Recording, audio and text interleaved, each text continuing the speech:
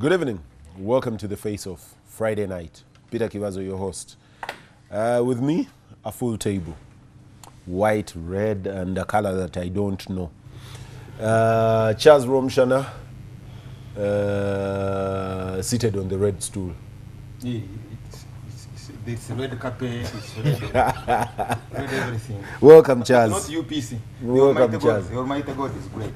Yes, and the one doing the UPC colors, they remind me of the Nyamurunga days and the national roll call. I think I still have those pictures that we ran sometime with the national roll call in Bushenyi. David Pulkol. Yeah, good evening. Did you ever attend any of the great Bushenyi days? Oh yeah, I was. My uncle was Deputy Minister for Transport, Joshua Cole. Not only that, but I was a very active member in the university campus branch. When did you abdicate? Of NUS? No, UPC branch. When did you abdicate? Had even elections. I was even among those arrested with people like Justice Winyidolo and others who were together. Arrested, become a CV. No. Because of elections. We were doing elections for the party branch. And so Uganda House was trying to impose some leadership on us, the students, and we thought we had our own candidates. But anyway, that's a different story. When I see prisoners in all prisons of Uganda putting on yellow, then I think I'm right to put on red. Thank you. Richard Waguma, in a color that I can't name. I think I'm not exactly very literate on colors. Welcome, Richard. Thank you very much. Good evening, everyone. Right, viewers, and today we talk a subject that has variously been on the mouths of different people. I'm thinking of infrastructure. The presidents of East Africa, no, I'm going to amend that. A section of the presidents of this region created what was regarded as an infrastructure summit through the coalition of the willing within the region. As they were generating themselves towards the East African community, they also had a coalition of the willing, not the one that bombed Saddam Hussein. These ones said specifically we must fast-track infrastructure. Key among these was railway transport.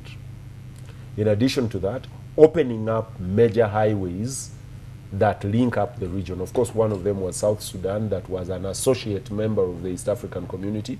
I remember Ndugu Honorable Amanya Mshega asking me, what does associate member being mean? Why wouldn't you start with Khartoum, who is fully fledged, and start with these ones that are still setting themselves up? But those are questions that we will answer on another day. Commitment to infrastructure projects to open up East Africa. Of course, paying lip service to Tanzania. How much of this commitment do we have? I've been looking at the stock Uganda, and I'll read you a number of roads that Uganda has said we will commit to these projects within the next 3 years. And when we commit, then we will open up trade in East Africa, including the railway.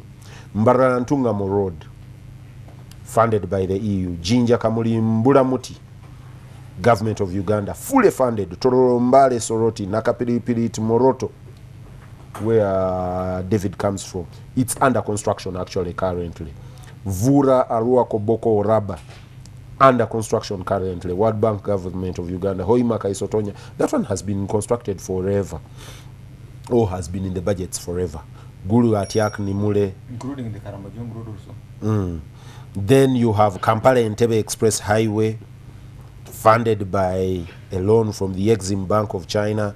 Mbarara Katuna, Mokono Jinja Road. And then, of course, on the previous page, you have, among those, the one that has been lately controversial. You have Mbarara Kikagati Murongo. Someone was telling me it isn't actually under construction, but I think from UNRWA it is. Mukono Chetu Mekatosi. Mukono Chetu Mekatosi, Chisoga Nyenga has raised a bit of hairs. Mpiji Kanoni, I think, is under construction. Kamwenge Fort Poto, Mbarara Bypass, I think, is under construction. Atiak Nimule, Kafu Kiriandongo, and the others.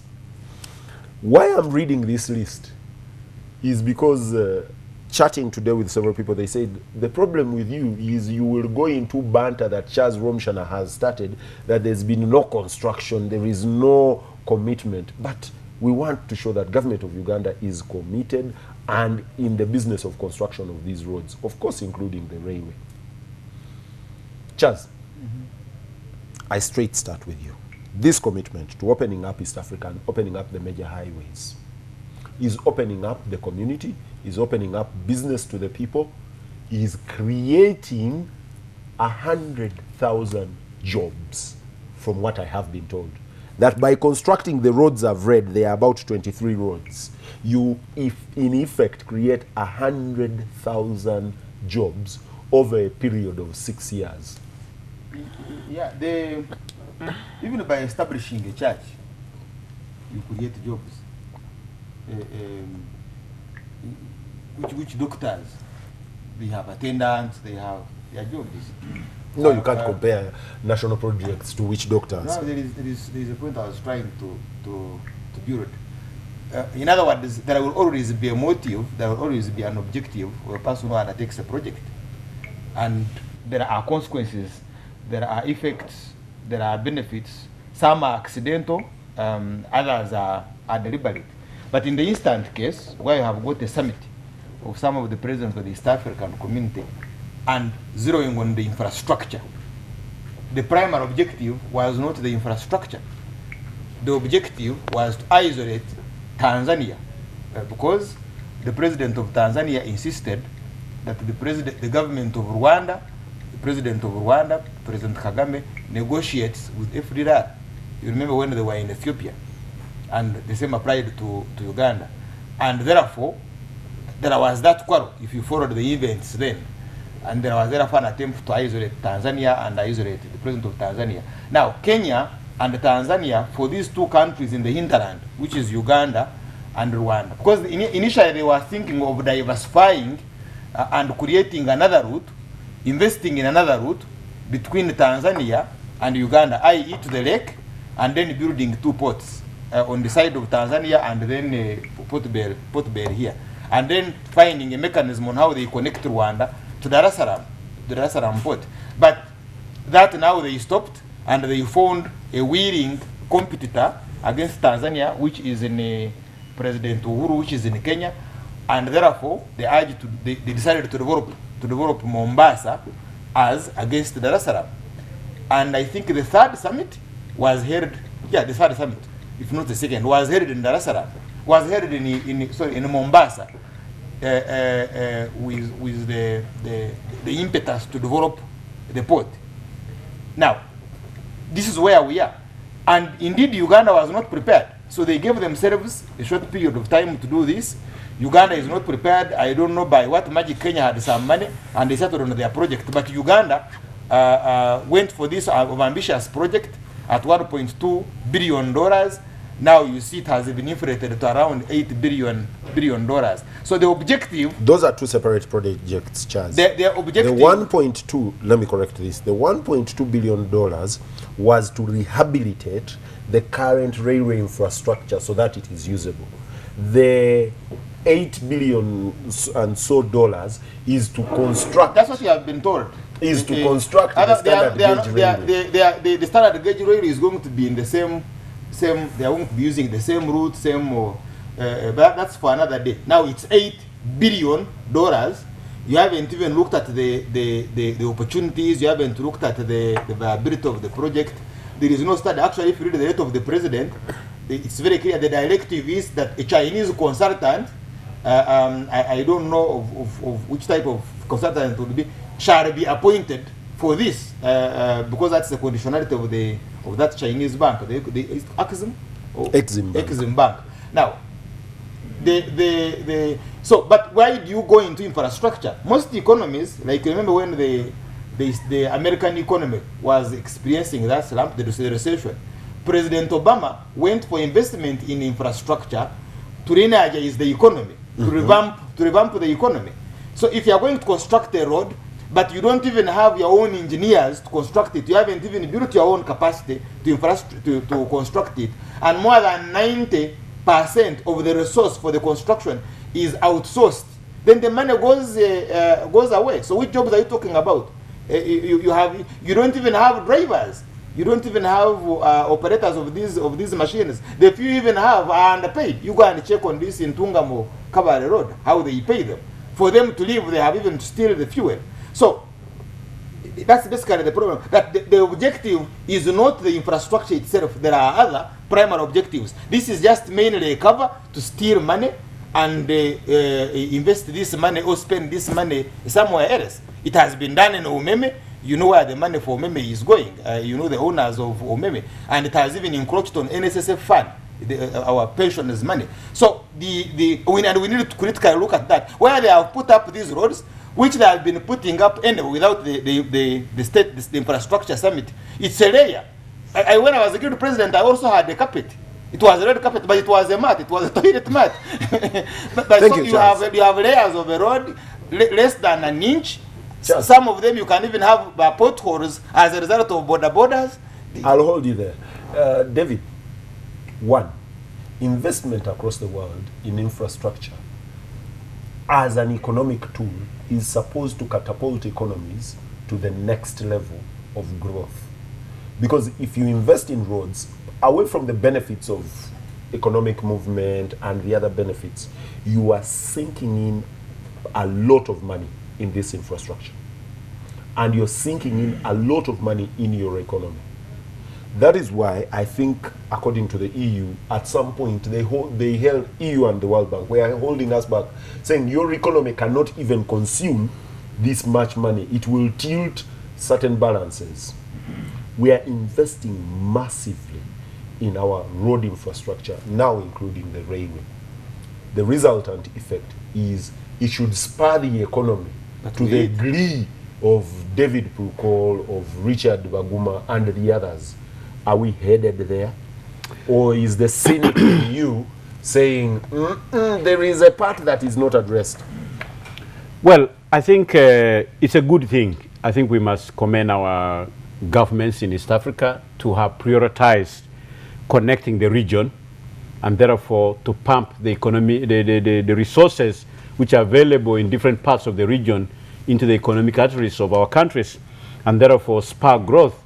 But what the problem I have is, how related is this to vision, in the case of Uganda, to Vision 2040 or to the National Development Plan in terms of phasing this out when our head of state goes to these summits? For other countries, yes, they have done their homework. Kenya will show you how it is fitting into their 2030. And they are working at it steadily.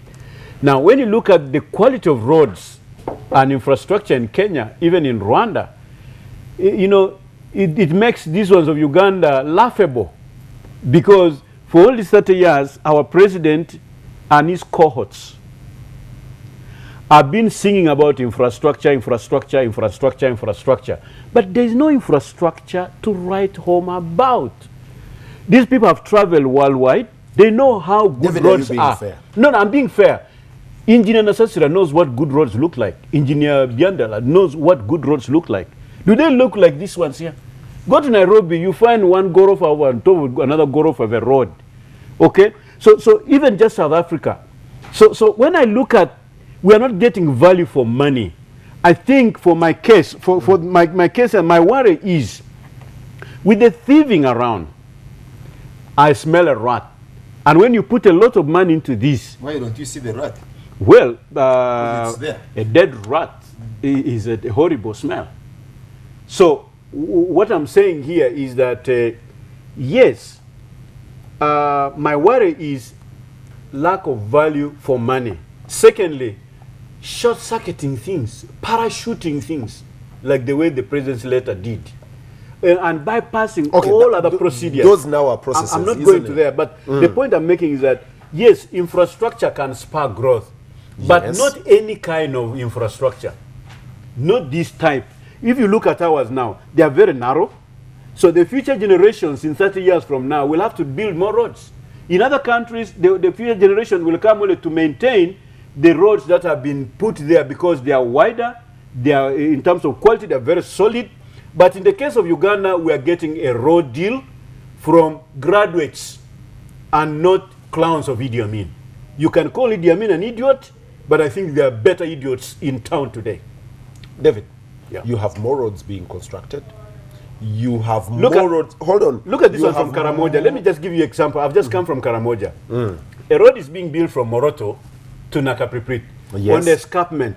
The good part of the road is now being tarmacked. Okay, they have started tarmac from Nakapriprit going to Moroto. The worst part of that road is in Budamche, is in Sebei, is in what? David, So even if the road David, is tarmac, just look at those pictures. we can't. Those pictures, they may not be the most clear of them, but that is the escarpment of Kabale Kisoro Road. It hasn't been before. Chance should be very There happy. was a road. Well, it hasn't been this. Listen, Oh, yes. this is a computer image of these aspirations. But there have been many aspirations before. What have we got on ground? Nothing looking like that. Do you have any worse? Yes, I've just told you that our population is increasing, and if you are getting the same, you are restoring the road to the former capacity of the 60s. You are not helping this country. How many times have they done the Masakambara road? Yeah. How Even many times Katuna have Road. they done it? Even Because they call Katuna it- Road. But look at the way the road between Mukono and Kayunga has survived. It's survived for long. The road from Soroti to Lira is shorter on ground by I think 30 or so kilometers, but is longer on paper. So the layers people, I've never known people who eat a layer of tar. I don't know about that. You know, Richard, the inch. Richard, These are Auditor General's reports. This is what I'm quoting. Richard. One, in the business of spurring growth and employment, are we doing that bad in infrastructure? Of course, we'll deal with the corruption, because ultimately around the world, and I've shared with these gentlemen that all literature you read, the spur of thieving across the world, because you spend a lot of cash on road construction and infrastructure development, it is one of the conduits of robbing money. But how much is robbed and how much actually comes into activity, and how much of it spurs development or growth for that matter? During the other phase of the Iraq War, the second President George Bush time, on infrastructure, on one of the infrastructure projects in Iraq, there was a mistaken quote, unquote, over invoicing of about $150 million. And the company had been, that company which had got those contracts had been chaired by a gentleman called Dick Cheney. Is that Bechtel? And that over invoicing was discovered like some 18 months later and corrected. But if you are in the world of finance, you know that if you have $150 million for 18 months, it's not a bad amount to be with. Secondly, of course, we are predictable in our comments, which I think is not entirely bad and wrong. But for me, it's just to ask on the panel. I know I'm not supposed to ask, I'm supposed to be responding. But is there any road, any bridge, any piece of infrastructure that has been done? I think it's useful to ask.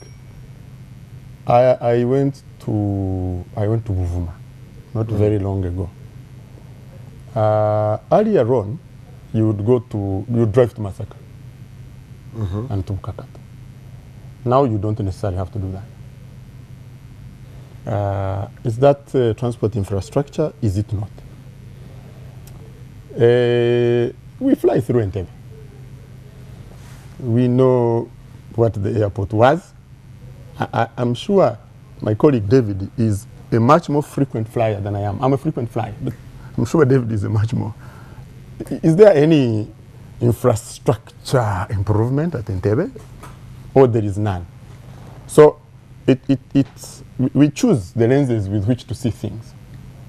But I can also say that my grandfather's and grandmother's grave on my father's side is in Isinjo, after Chikagati. As you go to this Murongo and you go to the Tanzanian Rwandese border, I know now for a fact that the buses going to Rwanda prefer going through Chikagati. And that is one of the roads on this project, on the East African Community projects. And really, it used to be a challenge to pass there. So there is a tarmac road there. But there was a road before. Not tarmac. Charles, you have not been there. I have been going there as my ancestral home. You can talk about the road to Kunjiri, and it's not there. The road to Kunjiri, your place might not be there. It has been restored to its former capacity. I have seen also a part of a road going there.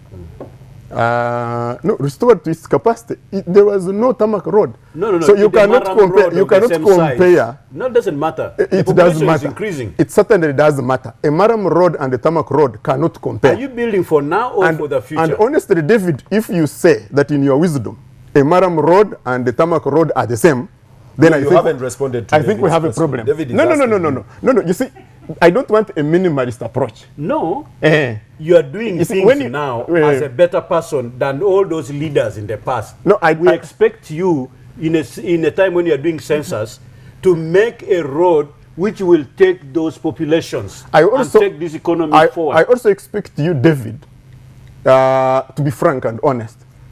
And when you are frank and honest, you become realistic. Yes. You do not expect all of us to have a new and most modern iPad like you have. Not all of us have been director generals. So I think we need also to be realistic about what is available to us.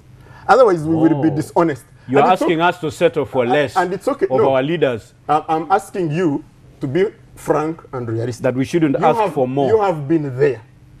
And two, I also am asking that while we might be unhappy for whatever reasons, we should also appreciate some of the things. Absolutely. Some of the things that happen. I think we should. That's my view. No. It's not a gift of thank you when we vote a regime. I'll take a break. And rubbish everything. Hold there. Listen. No. It's not dishonest. It's very dishonest. You see now, it's not charity on the part of those in the state. No one is saying it is charity. They are being elected. Saying that we should be frank and honest to also recognize whatever might have been done. And then we can denigrate it the way we want. Oh, yeah. Accepting that it is good work to do the infrastructure. But infrastructure which does not measure, one will not spur the economies to that level, is where my disappointment is. The question that was posed was about commitment. And then I was looking at it and said, so who has commitmentometer?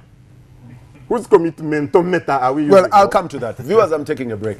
And as I take the break, quickly, last year, in the financial year last year, government of Uganda committed, whether spent or not is a different question, committed 1.9 trillion onto roads. That was what was committed in the budget. We have over 5 years been committing from 1 trillion up to 1.9 trillion to be able to turn around the road sector. If the money is committed now, would create 100,000 jobs. That means over 4 years, we have created excess of 500,000 jobs, courtesy of the road sector. Which are not there. I will ask at the table, is this impact visible and palpable among the people of this country? Don't go away. It's the Auditor General to tell us.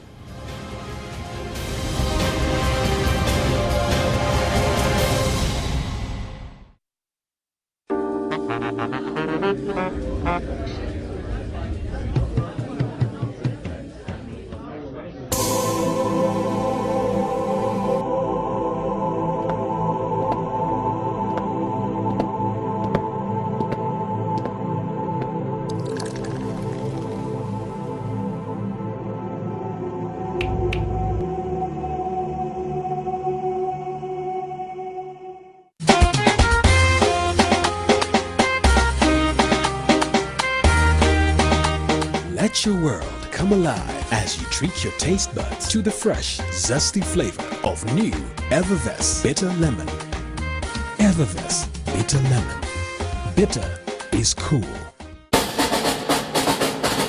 Nga twalekedde emyaka 52 bukya Uganda yefuga.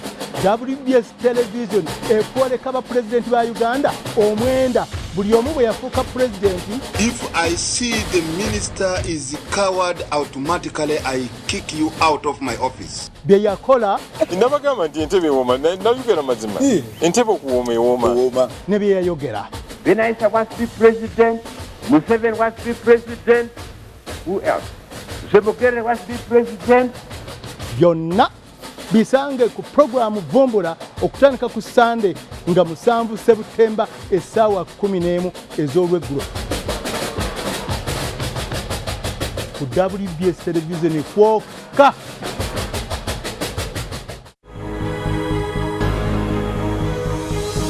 The new S-Class is more than the sum of groundbreaking innovations.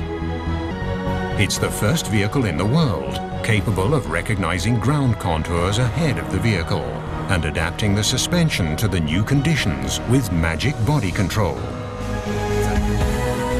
The new S-Class, a groundbreaking automotive role model from Mercedes-Benz.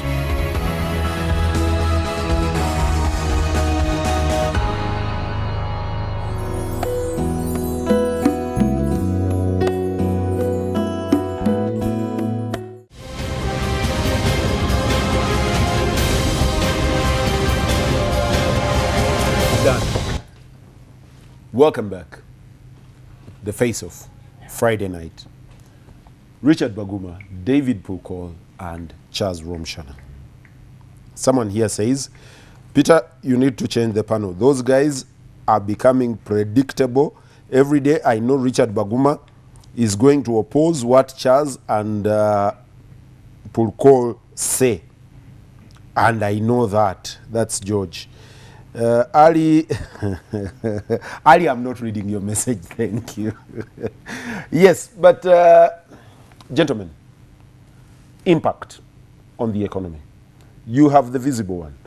When my cameraman picks this, this is out of the UNRWA projection. This is a, what do they call it? No, this is what they call the artistic impression of where we should be at. My cameraman isn't doing exactly a good job of that. Okay.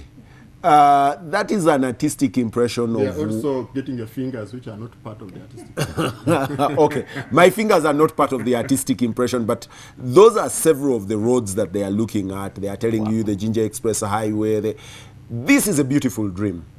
How much of this translates into jobs and income for the people of this country? David? Okay. I think I need to be understood here that governments are being put in place to do what they must do and must remain accountable to their citizens. At the time when you are there, please know that you are doing this for now as well as for the future.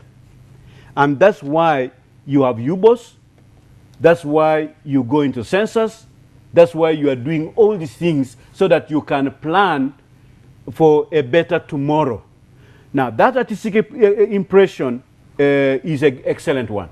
Life is going to be Christmas if this is done. But I want citizens to know that although this dream is very good, and we must dream, unfortunately, this dream is being implemented by people we know, people with a track record. They have not just come yesterday, just today. They have been here for the last 30 years. Now, the power dynamics, the context within which this is being implemented is that there are these powerful here and there are those powerless. There are those who are comfortable and there are those who are uncomfortable. This segment here of powerful and very comfortable individuals come with lofty objectives, very good objectives for wananchi. But when it comes to implementing, the implementation mechanisms are designed in such a way that they end up lining up the pockets of these. And this lining up of the pockets and enriching these individuals here are the ones which deprive citizens of these lofty objectives. What am I saying? Let's look at the Auditor General's report. There is no other person, institution in the land of Uganda that is mandated under the Constitution to look at and audit institutions of government. So when you look at the last 5 years of audit reports, what does the Auditor General say about these people who are in town today, who are leading? I've called them bushmen, and they have established a bush state, and Uganda today is suffering from bushism, some ism. The point I'm making here is that because of the thieving, which is not being controlled, and because of the clever thieving, where you go to implementation mechanisms, that's why projects like these, the benefits are bypassed, the very beneficial, the ordinary people, from realizing the benefits of these projects. Yeah. David, shall I ask you? I know that without a doubt, you read pretty widely. I try. Where in the world hasn't infrastructure been used as a conduit to rob the population? Chief, I want citizens to look at this. When these people came to power, the thieving was in terms of thousands. It moved into stealing in terms of millions. Things have gone that people now are stealing in terms of billions, and they have graduated into trillions. Now, after 2016, how much will be the thieving if now they're doing it in trillions? I'm worried, I'm scared. Because the scale of the eating is no longer just eating to survive. It is more than that. So where is this bottomless pit that is not filling for all this long? So anyway, it's a good idea. All citizens want this infrastructure, and that's why we elect our governments. That's why the parliament votes so much money. But let's look back. Let's not be cheated. I'm saying let's look at the context within which these programs are being implemented. Let's look at the credibility of the actors. Let's look at their behavior. Let's look at their when you catch them, their cases are always being investigated. The investigation doesn't end. When a thief steals a chicken in the village, he's arrested quickly, 2.5 years in prison. When these ones of the Museveni regime steal in trillions, their cases are being investigated after investigation, and investigation will never end. And that's why I'm really, really worried. Charles, I'll read. This is the Auditor General's mid-term, audit report and audit queries and observations. I'll just read a number of them. One of those challenges he says about UNRWA and the roads is procurement delays. He says the process is too long, it creates extreme delays. Among the others that particularly catch my attention is loss of unspent balances at the end of each financial year has been highlighted by Uganda Roads Fund as a major constraint to implementation. The funds are given late, released late, and often at the end of the financial year, they return and unaccounted. Where do they go? Bottomless pit. I don't know about the bottomless pit, but this is the Auditor General of the government of Uganda. You know, there are various funds. I did the research. There is a research done by Accord on funds. I think there are more than 100 funds. But talk about those funds established by the Constitution. One of them is the consolidated fund. Now, in the consolidated fund, the appropriations and ETs are done by Parliament annually. Then you have the other fund, the road fund. Of course, there is also the UPDF fund, name it. Now, on this then there is also the energy fund. Yes. Now, on this road fund, who controls it? To what extent does Parliament have supervisory powers over this fund? On the consolidated fund, the unspent money in a financial year is returned back, to the consolidated fund. Is it the same case with the road fund? Who has the final say? But you see, the other larger part of investment in the infrastructure is what is your own local capability. When you are going to put up a road, how many local companies benefit from that investment? I share that. I share that. Yes, because and you see, the moment you don't have that, then you are writing on water. you benefit other economies, and remember, this is borrowed money. But even if it was not borrowed money, if it is tax that they're imposing on your fuel, and you bring a Chinese firm, the drivers, the cooks, those who even wash vehicles, the mechanics, the engineers, are all, even the sand, they even import the sand. In some cases, they import rocks, they import stones. And even when that's now exaggerated. Yes. I know these guys that are doing roads are mining sand in Luera, in all these manner of places. Yeah, now, if you go and check how much of the materials were bought from Uganda on this building, the office of the president at Parliamentary Building. Now, so how many local companies benefit? Have we had a situation where a road of that magnitude has been wholly built by a Ugandan company that has employed? That is the challenge of creating local capacities. You should begin with that. You know, otherwise, for those economies, developed economies, and at least even our own commercial banks to benefit from this. Now, the second one is the mindset. The mindset. Here in Kamocha, there is a stage called Kasasuro stage. You know where you reach a stage where Peter Chivazo is in a taxi and he says, "Insura Kasasuro stage." In other words, Kasasuro has become a permanent future. Now, corruption has become a permanent future.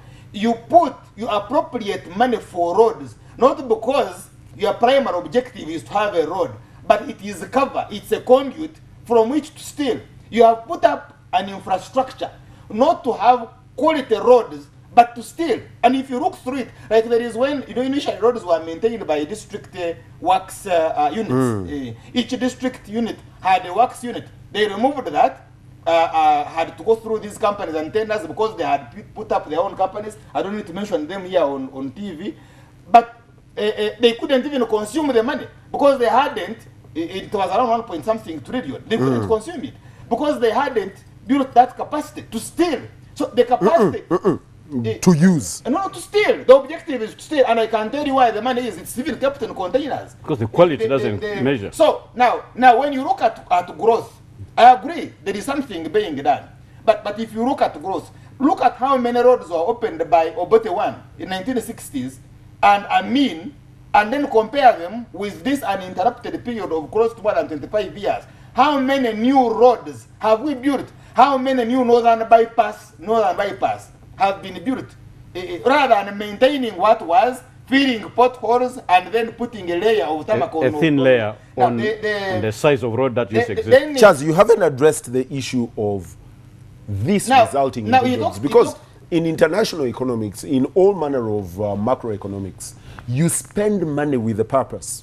And the purpose may be to boost your economy. Now, you see, the purpose may be to create jobs. And someone is saying, I'm spending 1.9 trillion, and this should be able to connect all the district roads. Are all districts now connected on tarmac? Entebbe International Airport. There is a trading center, there is a town, there are hotels that make business. So if you had improved, if you had built another international airport in Karamoja, it would spur growth in that area. Yeah, or in West Nile. For more than 20 years. Because look at Kenya, for instance. How many international airports does it have? How many? How many have we built? By not even expanding. If you can't expand Soroti International Soroti Airport, Flying School, the one in Mbarara, the one in Kasese, you haven't even thought about. So the only thing you have done is to paint the one of Entebbe and I'll hold you there. Richard, you've listened to Charles. You've listened to David. The economics of this. Is this used as a conduit to actually rob the citizenry? The tractors of course we brought from China, for instance, don't have operators, don't have maintenance. Hold there. One, to be able to spur employment, you need to have created local capacity. The reason the Bechtel's and Halliburtons have been robbing or ripping off the Arab world is because they never had companies of their own. So you had to import companies from America to do the construction and take money back home. In Uganda, have we created a local capacity so that if local construction builds, you have local contractors, you have local staff, you have. Point number 5 of the 10 points program of 1986. Therefore, money trickles into David Pulko's pocket, Richard Baguma's pocket, and is not siphoned off to China like Charles says. Or do we deliberately work on that? So what comes first? In the chicken and egg situation, what comes first? you have the chicken first? Do you have capacity first? That's an old adage, Bwana. Yeah. What did we say in 86? If this gentleman could have the humility to subtract their Yes, words very, from this very discussion as I speak, like I do, and respect their views, I think I would appreciate that. And you see, this stampeding and shouting over might win a few... Richard, the point. No, hang on. Because you see, don't keep pushing me to the point when you are not pushing my colleagues. You see, it's possible to win a few populist minutes and go away with it. But I don't think that helps the population we are addressing very much.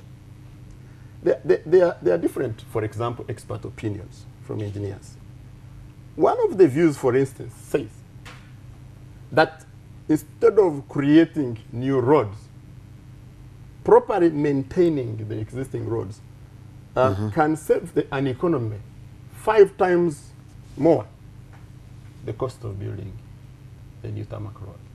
Those are opinions of experts. I'm not an expert engineer. But the question I'm asking is, do you first bring projects and build capacity? Or do you first bring capacity and build projects? Or can you work at it concurrently? Thank you. Or are they mutually exclusive? So that's one of the things. Secondly, there is no, you asked an important question, that one territory should be mentioned in this world where infrastructure projects are not used to siphon us. For me, that's not justification for siphoning of. The other thing is that you have a lot of Ugandans who speak as if for them they are not in this country, they are not part of the processes that go on. And that is also very popular. You have a lot of people who are part of the processes, who are part of governance, who have been part of the system for years, who speak as if they are alien to this. And I think those things must be tackled. For me, I think it is correct, it is useful and important to put resources in infrastructure. I think it's criminal and to be condemned for those resources to be misused and abused. Do you think that we actually deliberately abuse the processes to be able to rip off the country? Are we using the infrastructure projects as a rip-off? I don't think there is any society which is a society of angels. But I also don't think that there is a society which is totally a society of devils. And so the attempt to portray those ones who are managing things now, because we have also managed things in our different ways, that when we are not managing things, all those who are there are devils. Well, when we are part of the management, there are some saints in us. I think that is not fair, it's not correct, and I want to say again, it is deceptive and it is dishonest. And it's okay to be dishonest like those ones who are robbing the money from the roads and condemn them, although we behave the same as them. I think one of the most important investments in spurring an economy is infrastructure worldwide. Has it created that impact in Uganda? Okay, let me try and take this call. 1 minute. I think that we put 1.4 million people in this country every year, and we put 100,000 jobs. Hello? How does that compare? Hello?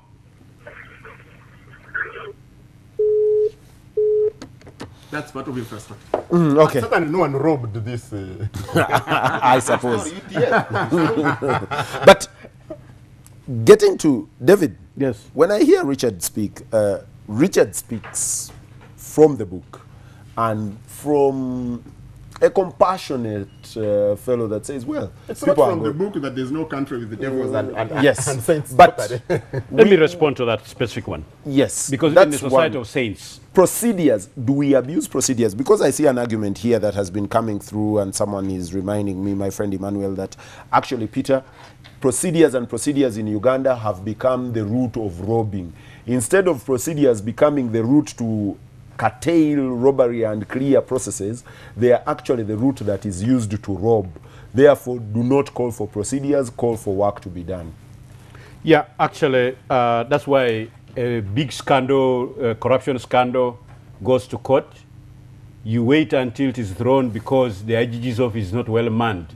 Then now, after a few months, you now appoint an IGG. I mean, you look at that, that is laughable. Because whose job was it to appoint a substantive IGG? Now, why should we lose billions just because an IGG's office was not well manned, and then we lose a case, and then you appoint the current IGG? So that's why these procedures are being used deliberately, or money is not being put to those investigative departments of government to catch the thieves. So you find those investigative departments are not given the teeth to bite. So that's why I can say to what you're saying, that our infrastructure projects being used deliberately to siphon money out of public purse, yes, courtesy of the Bush system of justice, which delivers justice to some and not to all. And this is exactly where you say Saleh was bribed with $800,000, a kickback, but when he talked to me, I told him to put it in defense. Now we come again after many years, you find Minister of Defense is to get now that kickback from these Chinese funds and so on. I mean, it's all killing me. Not because I hate those who are implementing. I'm saying they have left to do what they ought to be doing, and they are doing what they ought not to be doing. And therefore, even the prayer book says, therefore, the glory of God is escaped them. So, to the point now, I'm saying that at this point in time, these graduates who are manning the state today, these engineers, which engineering schools do they go to? How come we are not seeing the kind of roads you can see with the quality of money that we are seeing here? Secondly, if you are building roads, for goodness sake, save the David, future. let me ask you, save are the they future. building roads any less than they've been paid for? I mean, Auditor General's report. President Museveni. Even President Museveni turning around say he did not know the kilometer of road is now costing this.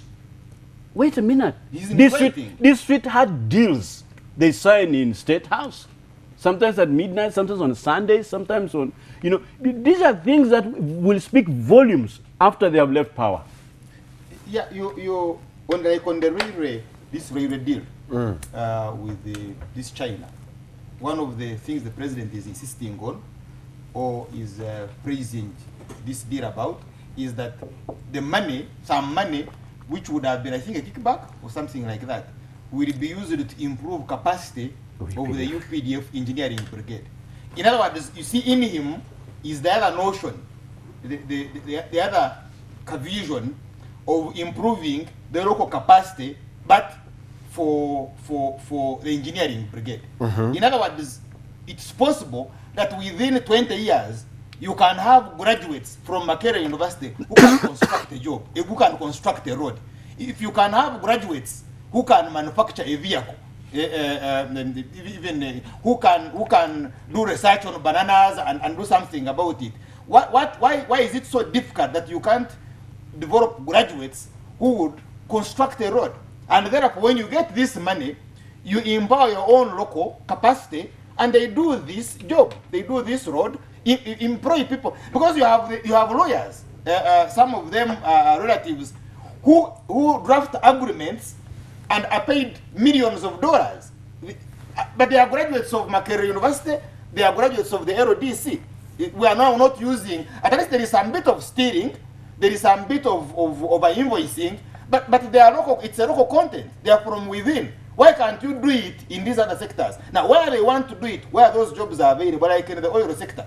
Some jobs have been kept in the fridge, they have been kept in safes, until those kids that are meant for those jobs, who are now in nursery, graduate. That's when they will advertise some of these jobs. Look at the Katosi, the subcontractor, not the other contractor who is a ghost, equivalent to that one who stole the Uhuru's vehicle, President Uhuru's vehicle from Nairobi and packed it in one again. He's ready to work on that road for around 30 billion. Forget about that. Yes. But that one is a joker. He doesn't exist. Yes, but the construction but is the money going on. went. Because No, it isn't. The money went You see, we have signed a contract with a person that doesn't exist. So if that Yeah, but ghost, you see, that is- if that but ghost how? comes and How? says, Charles, How? hold on. If the ghost comes and says that I can construct for 30 billion, you don't even But why exist. should Uganda? Why didn't you bid in the How first can place? Uganda excel in the manufacture of ghosts? You have ghosts in UPDF, you have ghosts in teachers, you have ghosts in public service. Now you have even ghosts in the to the We extent may that have even ghosts at this Peter. table. how do you handle these ghosts? And yet you have got a Peter. proliferation. Yes, Let me yes, finish, David. Proko. Peter, you play the voice of the Minister of Finance when she was delivering the this year's budget. She said, ghosts are our brothers and sisters. Eh? You heard her in her own voice. Now, how can ghosts be our relatives? I mean, I'm not making it. You can replay her voice.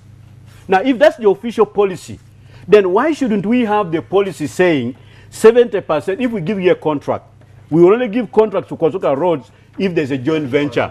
30% local, 70% foreign. Where is that policy? It's not there. Hold on there. Richard, so I go back to Charles very quickly. Do you think that actually the processes and procedures have benefited the corrupt instead of curtailing corruption in this infrastructure industry? For me, I don't want to blame processes and procedures, because who puts them there? You see, the creativity of the people who, the clever people, clever in quotes, because I don't think they are very clever. They're clever fools. The people who make very, very interesting and winning arguments. And those are the people whom we vote for. And that's why I take on these two gentlemen, because we have voted for them. At least their constituencies have voted for them. You see, these very good arguments that we make are the very same arguments that we put on paper. Because of their dishonesty, we are dishonest on paper. We put lengthy and nice-looking procedures, where we know we have 2 or 3 catches to dupe the everyday person. And you see, when that remains, I shouldn't say if, because that's what is existing. When that remains our method of operation, we will not achieve much. That's for sure. Now we are on the same page. Finally, And Charles. I am trying to restrain myself. Otherwise, I would have even given you this setup. The setup to steal money from infrastructure is the That's why are you straining yourself? Why? You see, Yes, someone Charles, we need to get out. I This have is a very briefly. transparent program. Tell the viewers. but you can be a Serumaga. Someone sent a message and referred me to Serumaga. I took a paper and asked the gentleman who is doing this scheme about the stealing of money on Northern Bypass and some other projects of around 8 million euros. And he said yes. But I've never been involved in your battles with Jim Mwezi, so leave me alone. And he told me how the whole cartel works. It's a cartel, it's deliberate. When it comes to paying them, it's extremely very swift. And that's why I honestly, sincerely, and relying on my rosary, will tell you without fear or favor that the objective of spending money in infrastructure is not for infrastructure. If it had been, we would be having the best quality roads. It is to save money because it is politically convenient. It's like these nets, the mosquito nets. Everybody now would be having a mosquito net, but between me and you know that they store those nets. Between me and you know that the officer who struggled to stop the stealing is the one who was dismissed. So that's the problem. If the money for infrastructure That is between you and Richard. And you, Chibazo.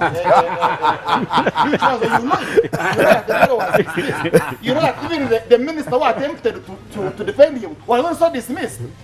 So if there is only one person that dismisses me.